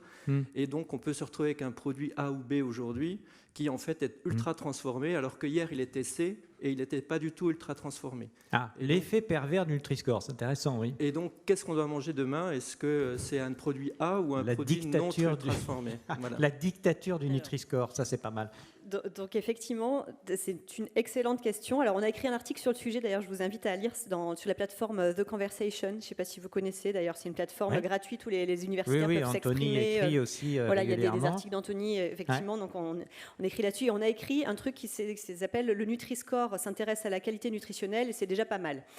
Et du coup, ça vous explique justement le fait que, pour l'instant, c'est ça qu'on note et c'est pas le côté ultra-transformation. Alors, on ne dit pas qu'il ne faut pas s'y intéresser et nous, on a des recherches vraiment pionnières là-dessus dans le laboratoire, puisqu'on est les premiers à avoir montré au niveau international un lien entre consommation d'aliments ultra-transformés et risque de cancer, de maladies cardiovasculaires, mortalité, syndrome du côlon irritable et puis symptômes dépressifs. Et puis là, on travaille actuellement sur diabète qui devrait sortir bientôt. Donc on est vraiment là-dedans et on se pose vraiment ces questions-là. Sauf que là, par exemple, on est les seules études pour l'instant au monde à avoir montré le lien avec le cancer. Alors, il y en aura d'autres. Je sais qu'il y a des collègues qui travaillent là-dessus au niveau européen, sur la cohorte EPIC, etc. Mais avec une seule étude, et même si elle est très bien construite, on ne peut pas conclure, on n'en est pas là en termes de niveau de preuve. Donc, pour l'instant, ce qu'il faut privilégier, c'est là où le niveau de preuve est le plus fort. Donc, les liens entre trop de sel, trop de sucre, trop d'acides gras saturés, etc., et plus de risques de maladies cardiovasculaires, cancer, etc. Là, on en est sûr. Ça, c'est établi. Donc, le premier critère à regarder, c'est vraiment le Nutri-Score. Après, on arrive sur des notions de principe de précaution, ce que soulignait M. Fardet tout à l'heure, sur les additifs. C'est-à-dire que, pour l'instant, et ce que dit Santé publique France officiellement, c'est qu'il commence à y avoir des études qui pointent des risques de certains additifs, certains cocktails d'additifs sur la santé, mais plus au niveau, même uniquement pour l'instant quasiment, au niveau expérimental, sur la souris, sur des cellules, etc. Donc les travaux de l'INRA, effectivement, à Toxalim, à Toulouse, montrent ça sur le dioxyde de titane, il y en a sur les émulsifiants, etc. Mais pour l'instant, il n'y a pas d'études chez l'homme de grande ampleur qui a regardé l'exposition au cocktail d'additifs alimentaires et le lien avec la santé à long terme. C'est ce qu'on lance là actuellement dans l'équipe comme programme de recherche. Donc, ce qu'il faut regarder en pratique pour faire ces courses, c'est d'abord la qualité nutritionnelle, donc là le Nutri-Score, et par principe de précaution, essayer d'éviter les aliments ultra-transformés, d'éviter les aliments qui contiennent des additifs. Mais non pas parce qu'aujourd'hui, on est capable de vous dire c'est dangereux pour la santé, ça va vous augmenter de tant de % le risque de cancer, etc. Parce qu'on vous dit, il y a des études qui commencent à montrer, surtout chez l'animal, quelques-unes chez l'homme, qui pourrait y avoir des risques. Donc c'est quelque chose qu'on vous conseille de faire, étant donné que, par principe de précaution, il y a le même produit avec qualité nutritionnelle égale, sans additifs, on va plutôt choisir celui-là. Et sur le côté effet pervers du Nutri-Score, en tout cas, ce n'est pas ce qui a été montré jusqu'à présent. Là, le gros effet Nutri-Score levier, c'est vraiment au contraire une amélioration de la qualité nutritionnelle des produits. On est vigilant, effectivement, et on va le suivre, et notamment avec Locali, qu'on ne rentre pas dans la tendance perverse que vous décrivez, qui est de remplacer du gras par des émulsifiants, du sucre par des édulcorants, etc. Donc ça, c'est vraiment quelque chose qu'il va falloir en effet surveiller. C'est mieux quand même. Peut-être c'est mieux de remplacer. disons qu'aujourd'hui, on sait avec certitude que manger trop de sucre, ça va vous donner du diabète, Voilà, maladie ça, on cardio, sait. potentiellement un cancer, etc. On n'a pas essayé On ne avec... sait pas ce que donne l'aspartame, la césulfame-K, voilà. etc. Et ça, c'est ce qu'on va étudier maintenant. Et on vous donnera des réponses dans Ça, 5 ans. Et ah donc, oui, par dans principe 5 de ans. précaution... Ah oui, voyez. Et oui, mais si on a des sous, et aussi, À l'âge si de la recherche Twitter. publique a des sous... À l'âge de Twitter, Mais dans 5 voilà, ans. on y travaille, Ouais. mais en tout cas, voilà le niveau de hiérarchie d'information qu'il faut avoir en tête. Dominique Schelter. Oui, je voulais juste dire que Nielsen avait publié cette semaine une première étude sur l'impact du Nutri-Score sur les ventes. Et ils ont démontré qu'il y a une accélération des ventes sur les Nutri-Score A et B. Voilà, c'est la première fois. Donc, il y a un vrai impact. Voilà, ça y et est. les gens s'orientent sur les produits A et B. Donc, c'est une bonne nouvelle. Oui, Anthony. Alors, et puis après, on prend une Juste autre compléter question. un peu, c'est vrai que j'ai une position moi un petit peu différente. Moi, je pense qu'il faut d'abord aller vers des vrais aliments et limiter les faux aliments, parce que je pense que revenir à des vrais aliments, c'est ce qu'il y a de plus fondamental, parce que vous pouvez avoir des aliments qui sont vrais, mais qui sont gras, et pour lesquels on n'a montré aucun lien avec la santé. Par exemple, le fromage est gras, mais les études sur fromage, maladie, dérégulation métabolique, maladie cardiovasculaire, il n'y a pas de lien. Ah bon? Donc bon, voilà, moi je pense qu'il vous faut... êtes sûr, là? Moi, ma position par rapport à ce que j'ai comme Cholestérol connaissance, et... c'est d'encourager les vrais aliments. Je pense que c'est quand même ce qui est très important, parce que si vous voulez, comme c'est une cible globale et holistique, en encourageant les vrais aliments, vous embarquez, c'est vrai, la nutrition, c'est vrai, l'équilibre nutritionnel, mais aussi vous allez aussi avoir un impact beaucoup plus large, c'est-à-dire sur l'environnement, sur peut-être les petits producteurs, la vie sociale. Parce que quand vous recevez des gens à manger un vendredi soir, je doute que vous leur fassiez une soupe déshydratée en entrée et une barre chocolatée en dessert. C'est-à-dire que quand on se remet à manger en groupe, on a tendance à revenir vers des vrais aliments. Et donc il y a aussi un lien entre ces aliments ultra transformés qui sont souvent suremballés, des portions individuelles qu'on mange sur le pouce, en déplacement, devant des écrans. Alors là, c'est plus le chercheur qui parle, c'est Anthony qui légèrement philosophe, c'est-à-dire qu'en fait, je retrouve un lien entre le fractionnement de ces aliments et le fractionnement de la vie sociale.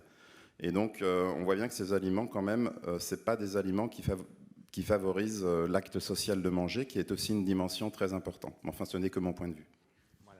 Et moi, je voulais juste préciser, effectivement, manger du fromage, et qui va être pour beaucoup Nutri-Score parfois D ou E, c'est très bien de manger du fromage. Simplement, ce qu'indique le Nutri-Score, c'est pas qu'il faut arrêter d'en manger. Et d'ailleurs, tous les produits notés E au Nutri-Score, il faut pas arrêter de les manger. Il faut juste les manger dans des quantités raisonnables et dans un équilibre alimentaire raisonnable. C'est ça, le gras de porc, on peut, mais pas tous les jours. Quand voilà, même. C'est une histoire de quantité et de fréquence, évidemment. Voilà, c'est ça. Alors, monsieur là-bas, et puis ensuite, madame devant qui demande la parole. Allez-y.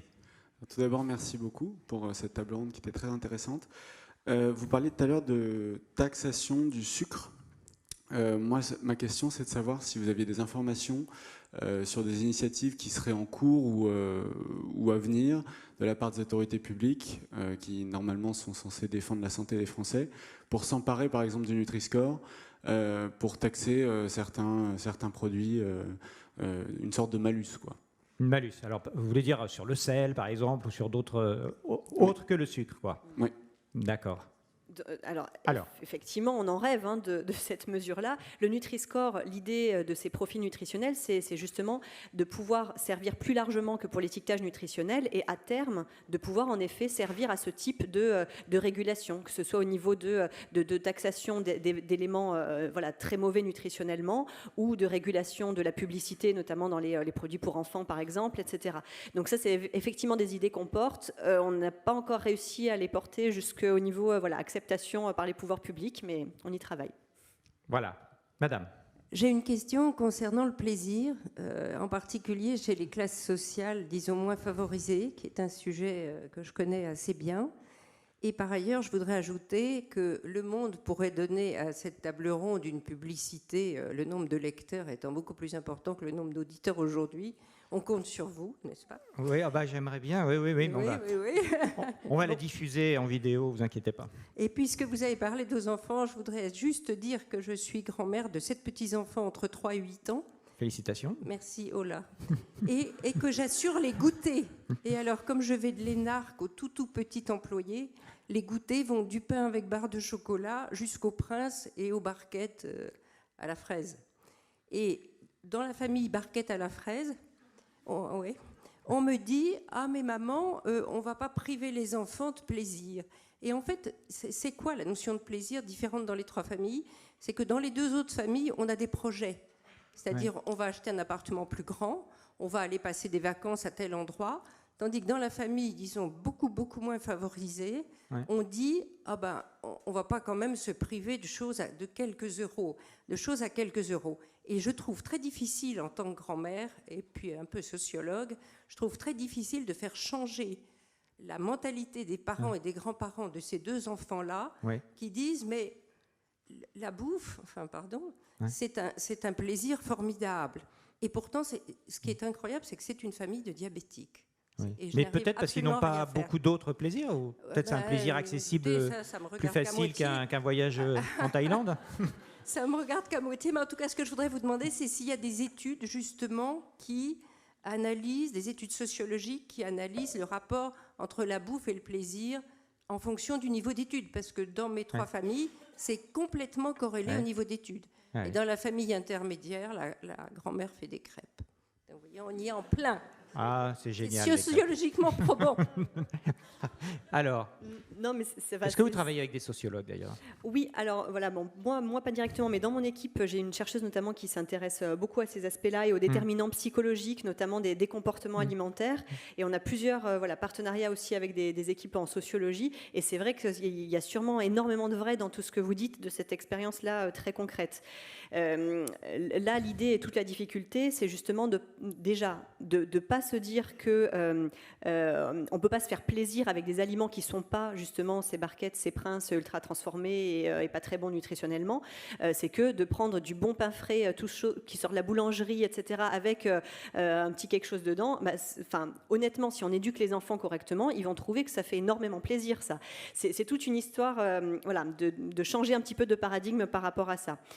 Et après, effectivement, l'alimentation a un rôle très complexe dans nos familles, dans notre éducation, etc. C'est souvent utilisé comme une récompense. Voilà, il y a encore dans des écoles, moi je vois des choses des fois chez mes enfants qui me choquent, avec voilà, vous avez bien travaillé, voilà, on vous donne un bonbon. Alors bon, ça c'est quand même assez scandaleux, pas du corps enseignant, mais voilà, parfois des animateurs. Et donc ce rapport à l'alimentation est extrêmement complexe. Donc je suis d'accord avec vous, en tout cas, il faut vraiment qu'on avance aussi sur ça, sur ces manières de comprendre mieux les comportements, et notamment avec des équipes en sociologie. C'est quelque chose de très complexe. Moi, je pense que c'est peut-être les enfants qui vont justement apporter ces changements de comportement qu'on attend tous. J'ai une fille qui est ado, elle a décidé de manger moins de viande. J'ai un fils de 10 ans aussi, alors lui... typiquement, le Nutri-Score, il adore parce que il comprend tout de suite. Les enfants A, B, C, D, E, ils ont la même chose à l'école. Et voilà, s'il y avait le D sur les princes à la fraise, ou le C ou le B, je ne sais pas, et à côté, il y avait des biscuits notés B ou A, et il y en a, il y a des biscuits notés B. Voilà, si on prenait le paquet noté D, il ferait la remarque, pourquoi on ne prend pas le C ou le B? Tout comme mon fils, quand je roule à 51 en ville, il me fait la remarque tout de suite et je baisse ma vitesse. Je pense que les enfants vont nous aider à changer nos comportements et justement, c'est ça qui est bien avec le Nutri-Score par rapport à tous les autres systèmes qui pouvaient exister avant, c'est que tous les enfants peuvent le comprendre. Et tous les adultes aussi, hein, vous savez. Pas que les enfants. Alors.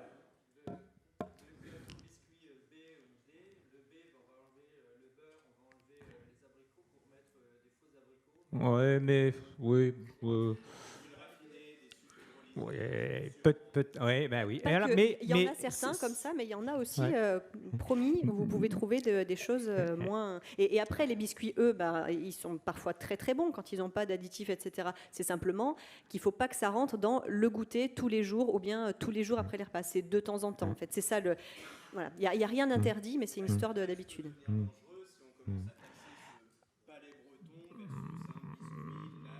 Oui, mais finalement, ça soulève un sujet qui est intéressant. C'est qu'on a tendance, comme Anthony, par exemple, à penser que ce qui est bon pour soi est bon pour la nature. Mais est-ce que c'est toujours vrai? Il y a peut-être des choses qui sont mauvaises pour soi et bonnes pour la nature, et inversement, je ne sais pas. Est-ce que, la règle des 3 dont je vous parlais, c'est le cas, ça c'est clair. Mais par contre, c'est vrai, on sait que souvent on conseille le poisson, mais alors j'ai pas fait un calcul très précis, c'est à la louche, mais si toute la population mondiale se met à suivre les recommandations du poisson, ça risque de poser problème. On vide les océans, oui, ce qui est dommage. Mais par contre, juste pour répondre sur les biscuits, je trouve que c'est un point important. Moi, à un moment, j'ai entendu dire on va réduire les teneurs en sucre des biscuits. Moi, je trouve ça aberrant. Moi, j'achète des bonbons et des biscuits pour le sucre. C'est-à-dire qu'on n'achète pas des bonbons et des biscuits pour la santé, on les achète pour le plaisir. Donc moi, ce que j'ai envie de dire aux industriels, c'est plutôt que de diminuer les teneurs en sucre qui vont faire des biscuits moins sucrés, donc on va en acheter plus, finalement, peut-être à la fin, c'est vous remplacer vos ingrédients ultra transformés, genre sucre inverti, sirop de glucose, fructose, par du vrai sucre et des vrais ingrédients. Donc moi, je préférerais qu'on dise, comme on le soulignait tout à l'heure, les biscuits et les bonbons, on éduque les enfants, c'est occasionnel. Il ne faut pas en manger tous les jours aux biscuits, aux collations à 4 heures. On en mange dans des moments festifs. Mais par contre, j'aimerais trouver des biscuits industriels avec des vrais ingrédients, du vrai beurre. Vous voyez, et ça existe. Il y a des industriels qui commencent à le faire. Enfin, voilà, moi, c'est comme ça que je vois les choses. Et quand j'avais entendu dire ouais, on va réduire le sucre des bonbons, enfin, on a toujours acheté des bonbons pour le sucre. Donc, vous voyez, pour moi, le paradigme et le problème, il n'est pas là, en fait. Il est plutôt dans, dans la qualité des ingrédients qui sont dedans et dans le fait d'éduquer les enfants à leur dire un biscuit, c'est festif, c'est un moment, et à la collation, il faut peut-être plutôt donner du pain complet au levain, un morceau de chocolat, du vrai beurre, du lait entier, des fruits à coque, des fruits séchés, des fruits secs. Voilà. Mais bon. Voilà, alors il reste 2 minutes, donc une question. J'ai le micro. Ah bah alors, je vais poser ma question. Voilà. Désolée. Je suis ici, je lève la main à gauche. Par ici, ici, avec le chapeau. Ça y est. Ok. Ma question est plus une question sociologique. Je vais rebondir sur madame. C'est savoir, ok, on a fait au niveau du niveau d'études, mais est-ce qu'on a étudié le temps qu'il faut en fait pour bien cuisiner, pour cuisiner des aliments vrais, bio? Combien de temps ça prend en fait pour bien cuisiner, pour bien manger, pour mieux consommer? Est-ce qu'on a fait le ratio de la ménagère qui travaille, qui a 2 travails à temps partiel? Combien de temps elle a besoin en fait pour cuisiner? Pourquoi la ménagère? Ou le ménager? Le ou la ménagère? Le ou la ménagère, oui. Comme je disais disais, maintenant, les autres. Il y a des plats qui sont faciles à cuisiner. Hein. Les lentilles, vous les mettez dans l'eau, vous allez voir les feux de l'amour, vous revenez. Et, non, parce que, je ne sais pas si vous avez remarqué, mais le temps de cuisson des lentilles, c'est le même temps qu'un épisode des feux de l'amour. Non, on n'avait pas remarqué, mais... Non, je rigole parce que ma mère adore les feux de l'amour. Et je l'encourage à revenir à des vrais aliments, des lentilles, et je lui dis, tu les mets dans l'eau. Au vrai moment de culture. Tu vas voir ton épisode, et au moment où Kevin allait annoncer quelque chose pour le prochain épisode, tu vas chercher tes lentilles, tu mets un peu de thym, un peu de sel, une noix de beurre, et c'est délicieux. Bon, allez, un petit mot de la fin chacun, et puis on conclut cette table ronde. Oui, pardon. Est-ce qu'il y a des études? Oui, non, c'est vrai, elle a raison. Est-ce qu'il y a des études sur...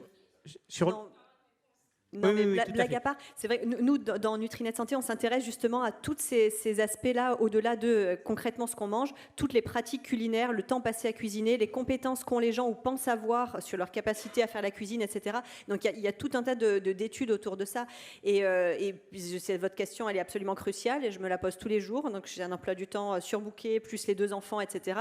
Et j'essaye d'appliquer les recommandations de Santé publique France et les principes de précaution sur pas manger ultra transformé.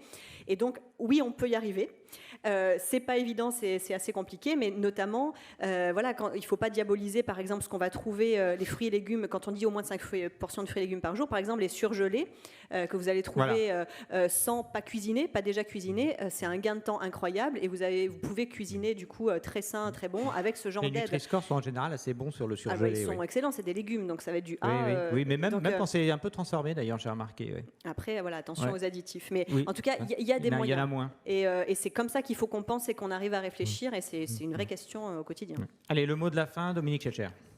Alors, de mon côté, écoutez, moi, je circule toute l'année dans toute la France et je visite beaucoup de PME et de petites entreprises françaises, et beaucoup font un travail formidable pour la qualité de leurs recettes. Cette semaine, par exemple, j'étais chez Mulot Petit Jean à Dijon, qui fabrique des pains d'épices excellents. Ils ont décidé, par exemple, d'arrêter avec les sucres invertis pour mettre du miel à 100%, et ils sont en train de basculer complètement là-dessus. Donc moi, je dis, voilà, parce que c'est un peu notre vision aussi des choses, faites confiance aux produits, aux bons produits des petites PME françaises qui font un gros travail en ce moment.